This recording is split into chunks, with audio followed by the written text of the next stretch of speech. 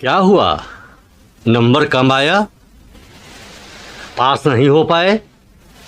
जितनी अपेक्षा थी उतनी नहीं आई? रिजल्ट खराब आया? मन में द्वंद्व है? मन नहीं लग रहा? मन बेचैन है? सबका समाधान लेकर हम आपके सामने हैं। आइए इसी पर चर्चा होगी। नमस्कार, मैं शैलेश कुमार। शैलेश की बात में आपका हार्दिक स्वागत है।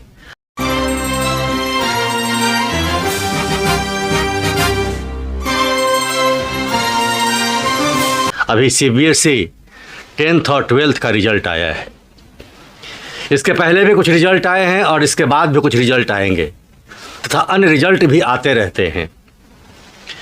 लेकिन देखा यह गया है कि रिजल्ट के बाद जो बच्चे अच्छे कर जाते हैं, जिनका परसेंटेज अच्छा आता है, यानी कि अभी के समय में जो परसेंटेज है वो 95 के आसपास जब आता है तो बच्चे समझते हैं अच्छा आया है।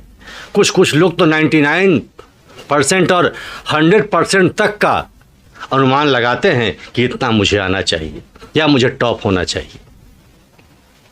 लेकिन इसके बाद जब नहीं आ पाता तब क्या होता है, इसी पर हम आज विशेष चर्चा करेंगे और यह बहुत ही विशेष बात है। तो शैलेश की बात में इस वीडियो में अंत तक बने रहें। इसका पूरा समाधान हम आपके सामने देने का प्रयास करेंगे।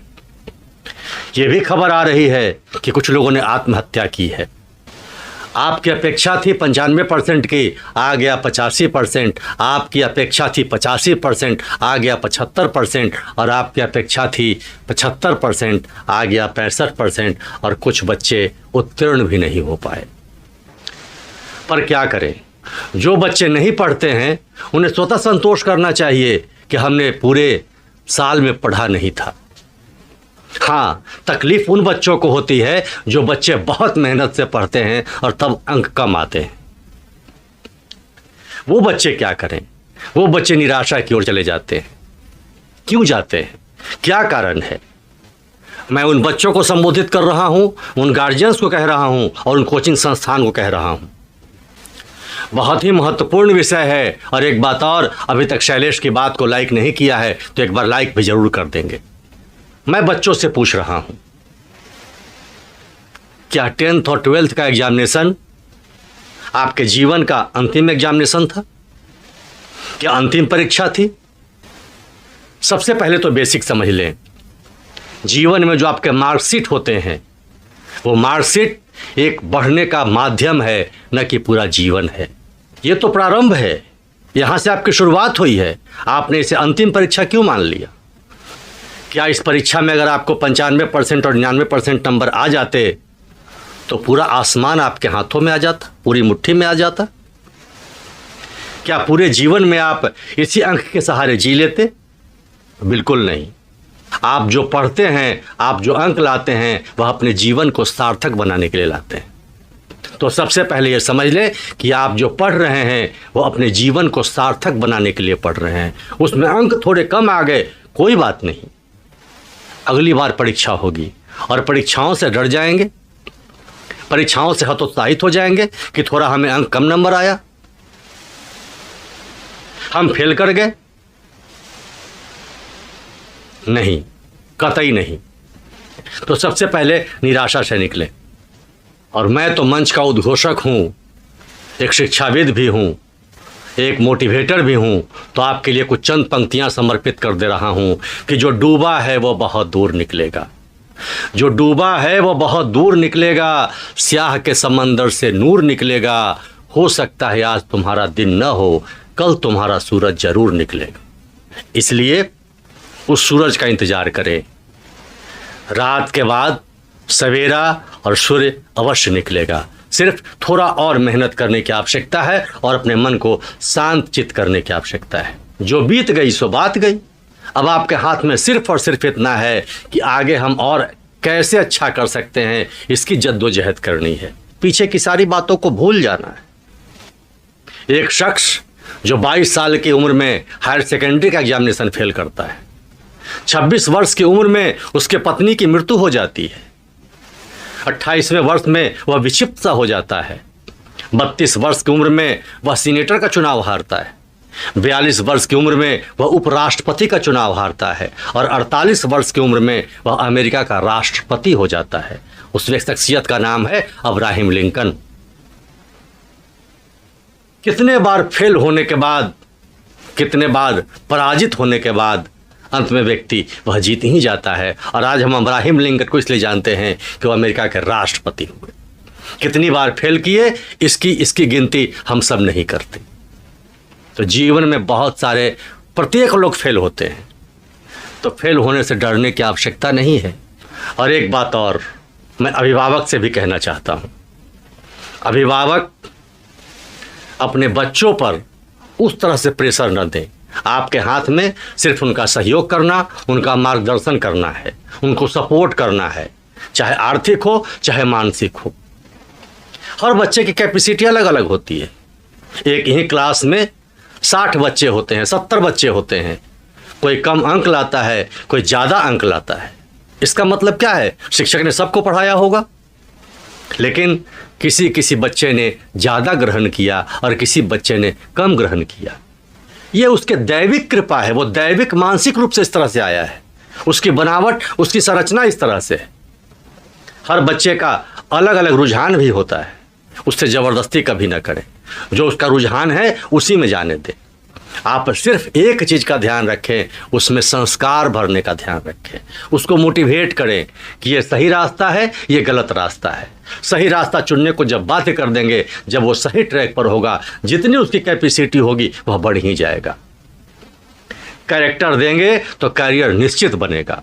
इसलिए अभिभावक अपने बच्चों के साथ अपने दिमाग से न जोड़े, दूसरे बच्चों से तुलना न करें और कभी भी अपने इसे स्टेटस का सवाल न बनाएं कि उनका बच्चा वहाँ पढ़ता है, उनका बच्चा डॉक्टर हो गया, उनका बच्चा फला हो गया, तो मेरा बच्चा भी वही हो जाए। हो सकता है आपके बच्चे में दूसरे तरफ जाने की जो क्षमता है वो दूसरे बच्चों से कहीं ज़्यादा हो और कहीं ज़्यादा नाम करे। कोचिंग वाले लोग रिजल्ट के लिए बहुत प्रेशराइज करते हैं। उन्हें भी सावधान रहने की आवश्यकता है। बच्चों को मोटिवेट करें, बच्चों को अच्छी शिक्षा दें, प्रेशर न बनाएं कि बच्चे आत्महत्या करने तक उतारू हो जाएं। आत्महत्या क्यों करते हैं? आत्महत्या इस वजह से करते हैं कि उनको लगता है कि गार्जियन ने इतना पैसा लगाया, सारे स्टूडेंट हमारे यहाँ पहुँच गए, इतना पैसा हम पर खर्च किया गया और हम तब भी कुछ नहीं कर पा रहे हैं। इसका मतलब कि हम नकारा हैं। और जिस समय वह नकारा उसके दिमाग में भर जाएगा, आ जाएगा, उस समय ही वह व्यक्ति आत्महत्या कर लेता है, क्योंकि दूसरे को वह मुंह दिखाना नहीं चाहता। कोई शर्म की बात नहीं है। अगर बच्चा संस्कारी है, बच्चा अच्छा है, सिर्फ उसे कोशिश करना है। कोशिश में जितना कामयाब होता है उसे प्रोत्साहित करें। इस सदी के महानायक अमिताभ बच्चन जब अपने बोर्डिंग स्कूल में पढ़ते थे तो एक नाटक का मंचन होना था। अमिताभ बच्चन ने बहुत तैयारी की थी उसके लिए, लेकिन जिस दिन नाटक का मंचन होना था उस दिन वो बुरी तरह बुखार से पीड़ित हो गए। एक हॉल में नाटक चल रहा था, दूसरे हॉल में वह बुखार से तप्त होकर बेड पर पड़े थे। उनके पिताजी हरिवंश राय बच्चन उनके सम्मुख थे। निराश अमिताभ को देखकर हरिवंश राय बच्चन ने कहा, कोई बात नहीं, ये नाटक कौन सी बात है, इसके लिए क्यों इतना परेशान हो? अमिताभ ने कहा, मैंने बहुत तैयारी की थी, लेकिन जब परिणाम का समय आया तो मैं बिस्तर पर हूँ। तब हरिवंश राय बच्चन ने कहा था, जो बात हो जाए वो तुम्हारी इच्छा और जो बात नहीं हो पाए वो ईश्वर की इच्छा। हो सकता है इससे बड़ा मंच देने की तैयारी ईश्वर कर रहा हो। इसीलिए किसी को निराश होने की आवश्यकता नहीं है। ईश्वर ने कहीं आपके लिए बड़ा मंच ढूंढ कर रखा होगा। आत्महत्या जैसी चीज़ों से बचें, निराशा से बचें। जब आप एक मुकाम पर पहुंच जाते हैं तो वहाँ उस मुकाम की गिनती होती है, कितने नंबर आपने 10th में लाया, कितने 12th में लाया, इसकी कोई गिनती नहीं करता। आज बिहार के मंचों पर मैं एक बड़े उद्घोषक और वक्ता के रूप में प्रतिस्थापित हूँ। सब माँ सरस्वती की कृपा है। आपको पता है एक समय लगता था मैं मैट्रिक पास नहीं करूँगा, लेकिन आज सारे क्लास पास लोग हमें सुनते हैं। बड़े उदाहरण के साथ मैंने एक छोटा उदाहरण भी दिया है। तो निराश कभी नहीं हो। और एक बात और ख्याल रखिएगा, फेल भी वही होता है जो एग्जाम में बैठता है, जो परीक्षा देता है। कोई कह दे आज तक हमने कोई परीक्षा फेल नहीं की, सच तो यह है कभी उसने एग्जामिनेशन दिया नहीं। तो फेल भी वही होगा जो एग्जामिनेशन देगा। और आप तो उस वीर योद्धा के मिट्टी के लाल हैं जहां पर सर कटने के बाद भी बड़े बड़े वीर बहुत देर तक बिना सर के भी कई लोगों से, कई दुश्मनों को पछाड़ जाते थे। ये नंबर कौन सी चीज़ है? बहुत सारे नंबर जीवन में आएंगे, थोड़ा और प्रयास करें। बस इतना ही के साथ शैलेश की बात में आज वाणी पर विराम दे रहा हूँ। खूब पढ़िए, खूब आगे बढ़िए। और राष्ट्र कवि दिनकर ने कुछ पंक्तियाँ कही है, उसे हमेशा याद रखिए कि जो बत्ती नहीं जलाता है वो रोशनी कहाँ से पाता है। जो विघ्नों से टकराता है कांटों में राह बनाता है। खम ठोक ठेलता है जब नर पर्वत के जाते पाँव उखर। मानव जब जोर लगाता है पत्थर पानी बन जाता है।